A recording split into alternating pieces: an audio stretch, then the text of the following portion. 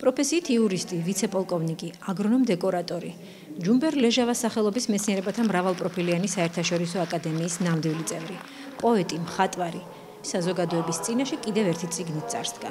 მოგონება მონატრების ცრემლია, ასე ქვია სოხუმელი პოეტის ნაირა მარშანიას ახალ კრებულს, რომლის პრეზენტაციაც საქართველოს საპატრიარქოსთან არსებული ახალგაზრდობის სულიერი და ინტელექტუალური განვითარების ცენტრის დარბაზში გაიმართა. ქალბატონი ნაირას მორიგი კრებული ქართულ-აფხაზურ ურთიერთობებსა და აფხაზეთის მონატრებას ეძღვნება. პოეტი, რომელიც მხოლოდ სიყვარულის ენაზე წერს, ასე ახასიათებდნენ გამომცვლელები. ქალბატონი ნაირა მარშანია თავისი ბუნებით, თავისი ცხოვრების წესი და შემოქმედებითაც არის შემრიგებელი და სიყვარულის მსახური ქალბატონი.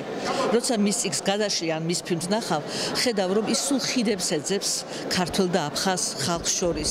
და ვფიქრობ რომ თუ ომმა ჩვენ ზუგშექცევი დაგვაყენა ეს ორი მონათესავე ერი, აი ქალბატონი ნაირასნაირი ადამიანები იქცევიან ხოლმე ხიდება და ცდილობენ რომ სიძულვილი სიყვარულით შეცვალო სიშორე სიახლოვით. დღევანდელი დღეს ასეთი დღე არის და მე მინდა მიულოცო ქალბატონ ნაირას ეს ფილმის და წიგნის პრეზენტაციაც. ეს ალბათ ის სიმბოლური წარმატება არის.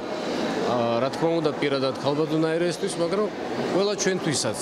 დანარჩენ, ასე ვთქვათ, აფხაზეთიდან წამოსულ იმ ქართველ აფხაზ თანამოქალაქეებს, იმიტომ რომ ეს არის დიდი გზავნილი, დიდი, ასე ვთქვათ, შუქურა მაჩვენებელი სიყვარულისა და მეგობრობისა. ეს გახლავთ ჩემი მესამე კრებული.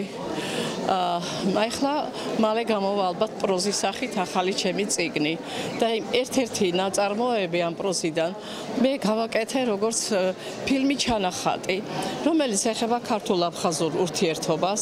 აქ არის ნაჩვენები ქართველი და აფხაზი ბავშვების სიყვარული აი ყველაზე მძაფრი პერიოდის დროს. ახალ თაობას, რომლებსაც აფხაზეთი არ უნახავს, იქ დაბადებულები არ არიან. მინდა გავაგებიო და ვაჩვენო, რომ ქართველი და აფხაზი ერთმანეთის მტრები არ იყვნენ.